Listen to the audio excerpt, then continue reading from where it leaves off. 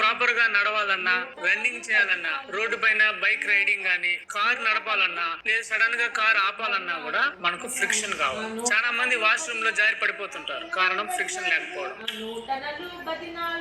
ఏదైనా ఒక ఆబ్జెక్ట్ ని హోల్డ్ చేయాలంటే కూడా మనకు ఫ్రిక్షన్ కావాలి. ఏరోప్లేన్ నుంచి పారాచూట్ తో దూకుతుంటారు కదా, పారాచూట్ నుంచి కిందకి సేఫ్ గా దూకాలంటే కూడా మనకు ఫ్రిక్షన్ కావాలి. ఈవెన్ మన కిచెన్ లో మ్యాచ్ బాక్స్ ద్వారా మనం ఫైర్ ని ఇగ్నైట్ చేయాలంటే కూడా ఫ్రిక్షన్ కావాలి.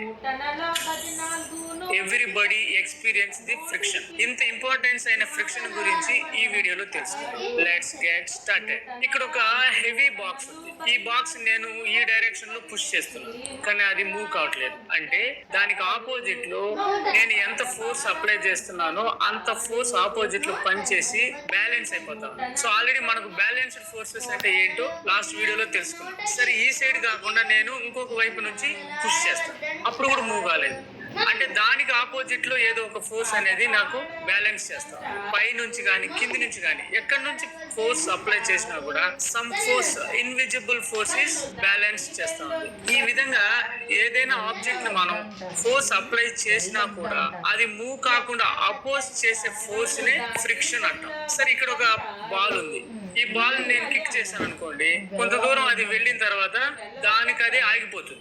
అంటే ఎవరు పుష్ చేయకుండానే అది ఆగిపోయింది. ఎలా సాధ్యమైంది అంటే అక్కడ కూడా ఏదో some force is pushing the ball. అంటే అక్కడ మూవ్మెంట్ లో ఉన్న ఆబ్జెక్ట్ ని మూవ్ కాకుండా అపోజ్ చేసే ఒక ఫోర్స్ ఉందన్నమాట. దాన్ని ఫ్రిక్షన్ అంటాం. అంటే ఇక్కడ ఫ్రిక్షన్ ఫోర్స్ అనేది opposing the movement of the object as well as slipping the object. అంటే వస్తువు జారిపోకుండాను మరియు మూవ్ కాకుండాను అపోజ్ చేసే ఫోర్స్ నే మనం ఫ్రిక్షన్ ఫోర్స్ అంటాం. ఈ ఫ్రిక్షన్ ఫోర్స్ ఏ ఫ్యాక్టర్స్ పైన డిపెండ్ అయి ఉంటుందో ఒకసారి చూద్దాం. ఈ ఫ్రిక్షన్ ఫోర్స్ అనేది మనం అప్లై చేసే ఫోర్స్ పైన డిపెండ్ అయి ఉంటుంది. అలాగే ఆ ఆబ్జెక్ట్ యొక్క వెయిట్ పైన డిపెండ్ అయి ఉంటుంది. వెయిట్ పైన డిపెండ్ అయి ఉంటుంది అంతేగాని ఏరియా ఆఫ్ కాంటాక్ట్ పైన డిపెండ్ కాదు.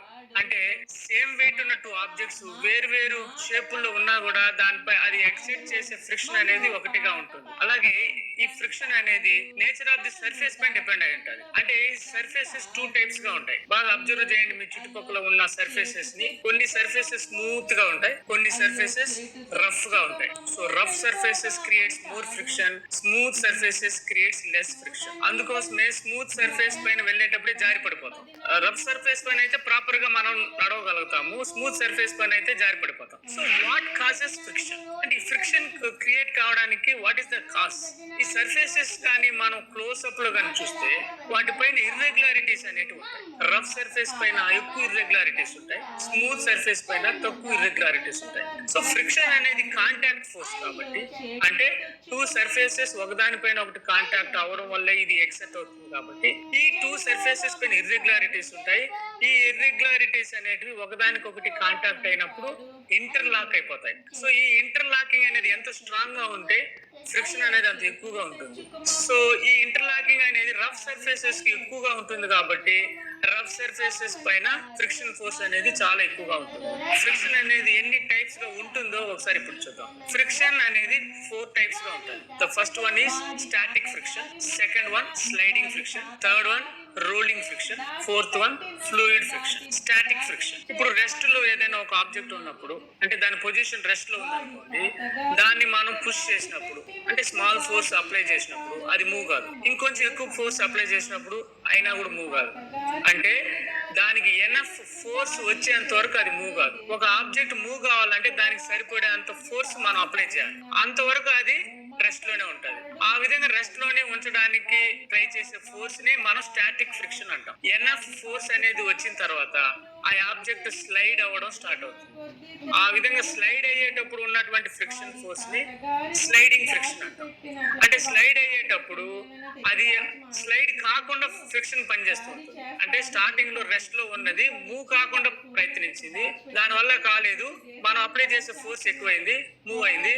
సరిగ్గా మూవ్ అయ్యేటప్పుడైనా దాన్ని ఆపడానికి ట్రై చేస్తుంది. సో ఈ విధంగా మూవ్మెంట్ లో ఉన్న ఆబ్జెక్ట్ ని ఆపడానికి ట్రై చేసే ఫోర్స్ ని స్లైడింగ్ ఫ్రిక్షన్ అంటాం. రోలింగ్ ఫ్రిక్షన్ అంటే ఒక ఆబ్జెక్ట్ పైన ఇంకొక ఆబ్జెక్ట్ రోల్ అవడం.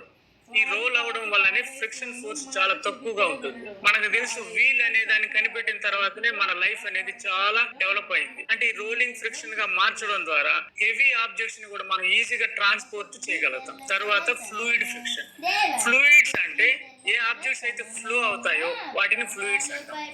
ఎయిర్ అండ్ లిక్విడ్స్ ని మనం ఫ్లూయిడ్స్ అంటాం. ఎయిర్ లో వెళ్ళే ఏ ఆబ్జెక్ట్ అయినా కూడా ఎయిర్ అనేది అపోజ్ చేస్తుంది, అందుకోసమే దాన్నే మనం ఎయిర్ రెసిస్టెన్స్ అంటాం. వాటర్ లో వెళ్ళే ఆబ్జెక్ట్స్ కూడా అంత ఈజీగా వెళ్ళలేవు, వాటర్ అనేది వాటి యొక్క మూవ్మెంట్ ని అపోజ్ చేస్తుంది.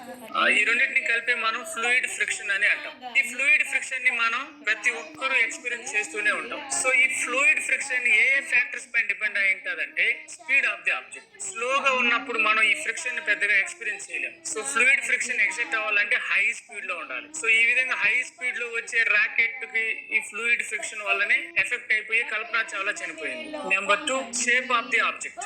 ఫ్లూయిడ్ ఫ్రిక్షన్ ని ఎక్స్పీరియన్స్ కావాలంటే షేప్ అనేది కూడా ఇంపార్టెంట్. అందుకోసమే మనకు కార్ గానీ, ట్రైన్స్ గానీ, ఏరోప్లేన్ యొక్క ముందర షేపులు డిఫరెంట్ గా ఉంటాయి, దాన్ని స్ట్రీమ్ లైన్ షేప్స్ అంటాం. సో ఆ షేపుల వల్లనే ఈ ఫ్లూయిడ్ ఫ్రిక్షన్ మనం తగ్గించుకోగలుగుతాం. Number 3, nature of the fluid. అంటే ఈ ఫ్లూయిడ్ ఫ్రిక్షన్ అనేది డిఫరెంట్ లిక్విడ్స్ లో డిఫరెంట్ గా కూడా ఉంటుంది.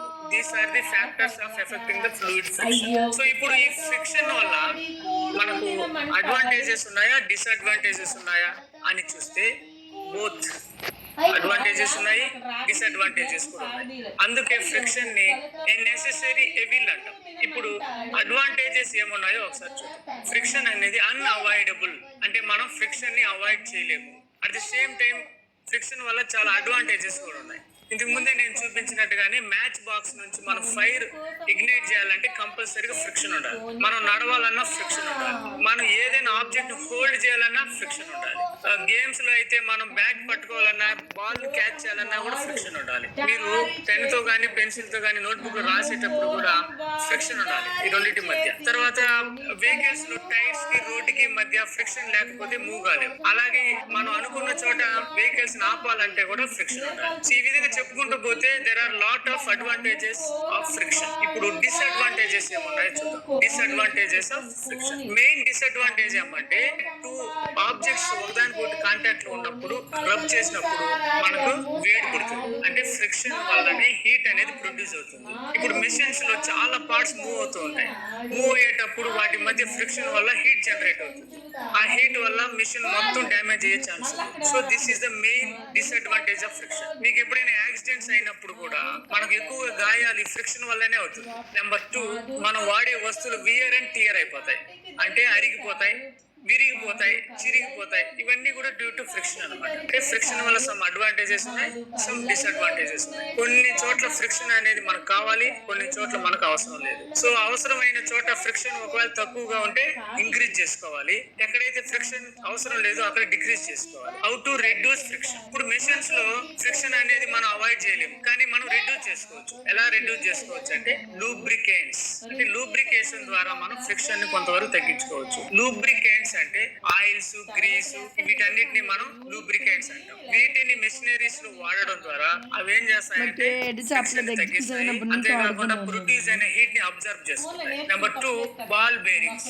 బాల్ బేరింగ్స్ లోపల బాల్స్ కి రోలింగ్ ఫ్రిక్షన్ అనేది ఉంటుంది. Rolling friction has less friction అని. సో ఎప్పుడైతే మనం స్లైడింగ్ ఫ్రిక్షన్ ని రోలింగ్ గా మార్చుతామో అప్పుడు ఫ్రిక్షన్ తగ్గి, అందుకోసమే మనం బాల్ బేరింగ్స్ అనేది వీల్స్ లోపల యూజ్ చేస్తాం. Number 3, air cushion. అంటే ఎయిర్ కుషన్ బ్యాగ్స్ వాడితే మనకు ఫ్రిక్షన్ అనేది తగ్గుతుంది. మీరు బాగా అబ్జర్వ్ చేయండి, సోఫా పైన ఎక్కువసేపు కూర్చోవచ్చు, అదే బండ పైన ఎక్కువసేపు కూర్చోలేదు. కారణం ఏంటంటే సోఫాలో ఎయిర్ కుషన్ ఉంటుంది. Air cushion reduces the friction. కార్లలో యాక్సిడెంట్ జరిగినప్పుడు వాటి యొక్క ప్రమాద తీవ్రతను తగ్గించడం కోసం ఎయిర్ బ్యాగ్స్ ఉంటాయి. ఆ ఎయిర్ బ్యాగ్స్ అనేటివి కూడా ఫ్రిక్షన్ రెడ్యూస్ చేయడం కోసం వాడతారు. నెంబర్ 4, స్ట్రీమ్ లైన్ షేపుల్లో తయారు చేస్తారు వెహికల్స్ ని. స్ట్రీమ్ లైన్ షేప్స్ అంటే వాటి ముందర డిఫరెంట్ షేప్ అన్నమాట. వాటి వల్ల మన యొక్క ఫ్లూయిడ్ రెసిస్టెన్స్ ని మనం తగ్గించవచ్చు. ఇప్పుడు మీరు బాగా అబ్జర్వ్ చేయండి, ఏరోప్లేన్స్ కానీ, హై స్పీడ్ కార్స్ కానీ, ట్రైన్స్ కానీ, వాటి యొక్క షేపులు ముందర డిఫరెంట్ గా ఉంటాయి. వాటిని మనం స్ట్రీమ్ లైన్ షేప్స్. సో ఈ విధంగా మనం ఫ్రిక్షన్ రెడ్యూస్ చేసుకోవచ్చు. ఒక్కొక్కసారి మనం ఫ్రిక్షన్ ఇంక్రీజ్ చేసుకోవాలి. దానికోసం ఏం చేయాలంటే షూలు, మీరు కొత్త షూలు కొన్నప్పుడు చూడండి, వాటికి సోల్స్ అనేటివి బాగా స్ట్రాంగ్ గా ఉంటాయి. అందువల్ల గ్రిప్ అనేది వస్తుంది. ఎందుకు గ్రిప్ అక్కడ అవసరం అంటే టు ఇంక్రీజ్ ఫ్రిక్షన్. అలాగే మీరు రోడ్స్ చూడండి, రోడ్స్ అనే వాటిపైన రఫ్ సర్ఫేస్ గా ఉంటాయి. తర్వాత టైర్స్ కూడా, కొత్త టైర్లకి థ్రెడ్డింగ్ అనేది ఉంటుంది పైన, అవి చాలా ఎక్కువగా ఉంటాయి. వాటి వల్ల రోడ్ గ్రిప్ అనేది బాగుంటది. అంటే అక్కడ ఫ్రిక్షన్ మనం ఇంక్రీజ్ చేసుకోవాలి. టైర్లు కానీ బాగా లేకపోయినాయి అనుకోండి ఫ్రిక్షన్ తగ్గిపోతుంది. So grooming of souls in the shoes గానీ, తర్వాత మన ఇళ్లలో డోర్ మ్యాట్స్ వాడుతుంటాం కదా, ఆ డోర్ మ్యాట్స్ అంతా కూడా టు ఇంక్రీజ్ ఫ్రిక్షన్ కోసమే. అవి లేకపోతే జారి పడిపోతుంటాం. మనం ఈ వీడియోలో వాట్ ఈస్ ఫ్రిక్షన్, ఫ్రిక్షన్ ఏ ఫ్యాక్టర్స్ పై డిపెండ్ అయి ఉంటుంది, types of friction, advantages of friction, disadvantages of friction, how to increase friction, how to decrease friction, ఇలాంటి విషయాలు మనం తెలుసుకుందాం. That's all for today. I hope you all enjoyed by watching this video. Thank you for watching.